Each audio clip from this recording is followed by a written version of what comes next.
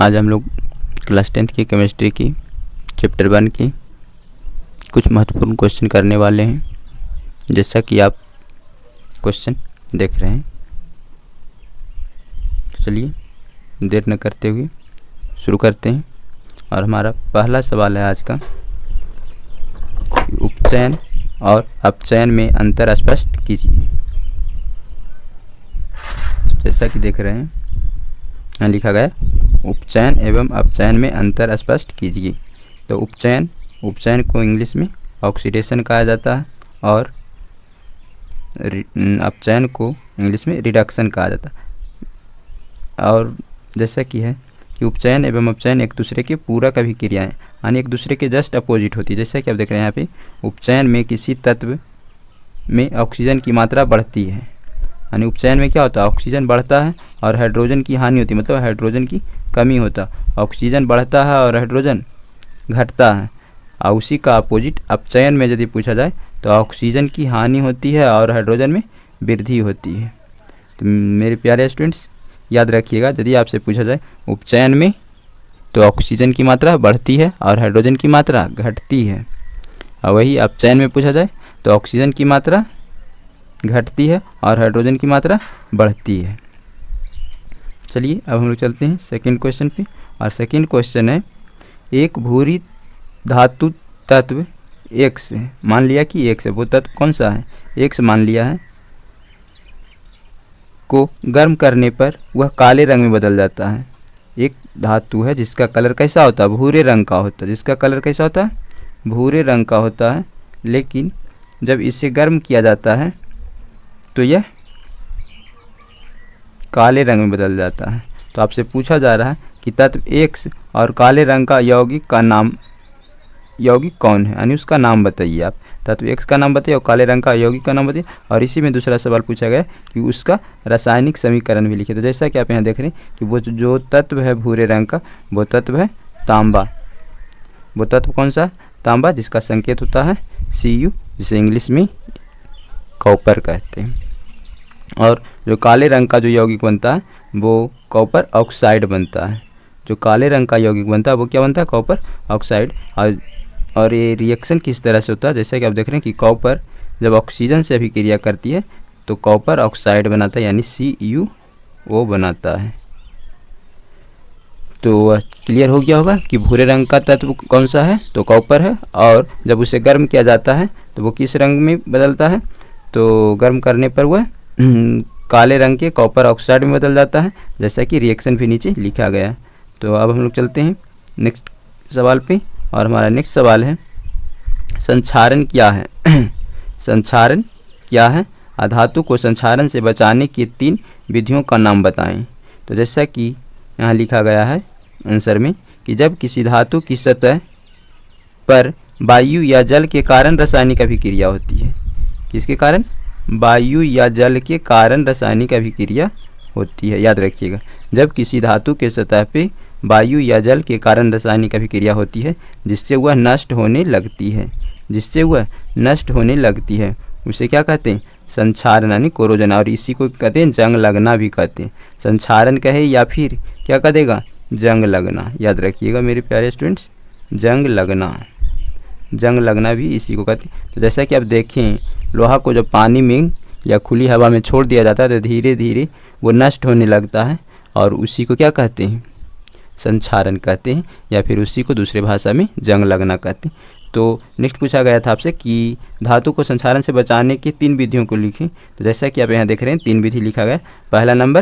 पहला विधि जो है जस्तीकरण यानी उस पर जस्ता का यानी जिंक का परत चढ़ाकर उसे बचा सकते हैं। दूसरा नंबर है पेंट करना, यानी पेंट करके बचा सकते हैं। तीसरा नंबर है तेल या ग्रीस लगाकर। तो धातुओं को संक्षारण से बचाने के 3 उपाय देख लिए। पहला जस्तीकरण, जिसे इंग्लिश में गैल्वेनाइजेशन कहते हैं। फिर सेकंड है पेंट करके, और तीसरा है तेल या ग्रीस लगाकर। चलते हैं नेक्स्ट क्वेश्चन पे। और नेक्स्ट क्वेश्चन है, रासायनिक समीकरण को संतुलित क्यों किया जाता है। तो जैसा कि यहाँ उत्तर में लिखा गया है कि द्रव्यमान संरक्षण के नियम के अनुसार किसी भी रासायनिक समीकरण में अभिक्रिया के पहले और अभिक्रिया के बाद परमाणुओं की संख्या समान होनी चाहिए। द्रव्यमान संरक्षण का नियम कहता है कि किसी भी रासायनिक समीकरण में अभिक्रिया के पहले और अभिक्रिया के बाद परमाणुओं की संख्या समान होना चाहिए, इसलिए या फिर इसी कारण से उन्हें संतुलित किया जाता है। नेक्स्ट सवाल पे चलते हैं और नेक्स्ट सवाल है मैग्नीशियम रिबन को प्रयोग से पहले साफ क्यों किया जाता है। यदि मैग्नीशियम का एक रिबन दे दिया गया तो जब हम लोग यूज करते हैं तो यूज करने से पहले उसे साफ करते हैं। तो उसे साफ क्यों करते हैं, तो जैसा कि यहाँ उत्तर में दिया गया कि मैग्नीशियम रिबन की सतह पर मैग्नीशियम ऑक्साइड की परत जम जाती है। यानी मैग्नीशियम ऑक्सीजन से अभिक्रिया कर लेता है, O2 से अभिक्रिया करके क्या बना लेता, MgO मैग्नीशियम ऑक्साइड। क्या बना लेता, मैग्नीशियम ऑक्साइड। तो मैग्नीशियम ऑक्साइड बनाता है, MgO बना लेता है, जो अभिक्रिया को रोकती है। और जब MgO बन जाता है तो फिर नेक्स्ट ऑक्सीजन के साथ रिएक्शन होने नहीं देता है, इसलिए इसे प्रयोग से पहले रगड़कर साफ़ किया जाता है। तो मेरे प्यारे स्टूडेंट्स, आपको क्लियर हो गया होगा कि मैग्नीशियम रिबन को प्रयोग से पहले साफ क्यों किया जाता है। क्योंकि मैग्नीशियम जब ऑक्सीजन से अभिक्रिया कर लेती है और मैग्नीशियम ऑक्साइड की परत जमा हो जाती है जो कि अभिक्रिया को रोकती है, इसलिए इसे प्रयोग से पहले रगड़कर साफ किया जाता है।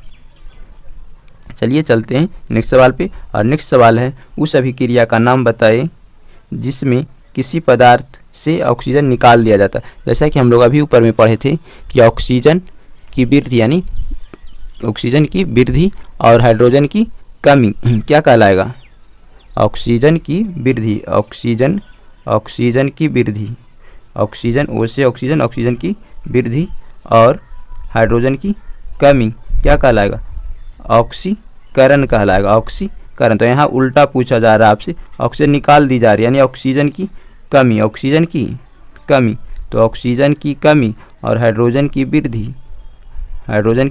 वृद्धि, तो उसे क्या कहिएगा, अपचयन यानी रिडक्शन कहते हैं। यदि आपसे पूछा जाए अपचयन अभिक्रिया किसे कहते हैं, तो वैसी अभिक्रिया जिसमें ऑक्सीजन की कमी हो और हाइड्रोजन की वृद्धि हो उसे अपचयन अभिक्रिया कहते हैं। मेरे प्यारे स्टूडेंट्स, क्लियर हो गया होगा। तो अब हम लोग चलते हैं नेक्स्ट सवाल पे और हमारा आज का लास्ट सवाल है कि तापीय विघटन क्या है। तापीय विघटन क्या है, इसका एक उदाहरण दीजिए।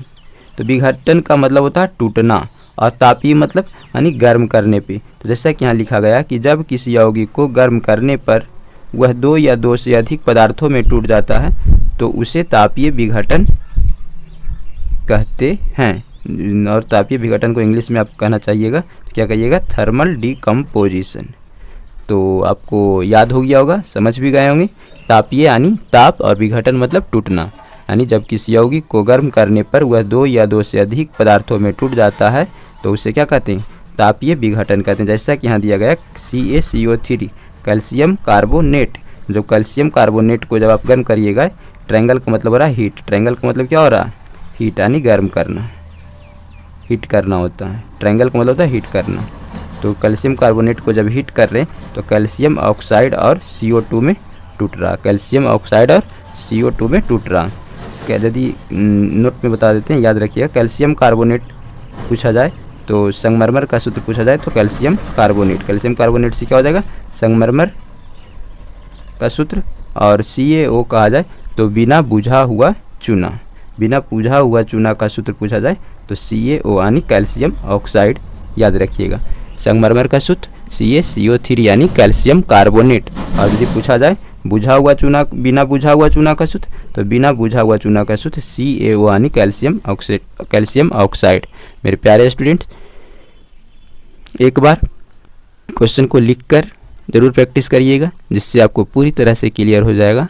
और यदि क्लियर हो जाता है और वीडियो यदि अच्छा लगे तो वीडियो को लाइक, शेयर एवं सब्सक्राइब करें।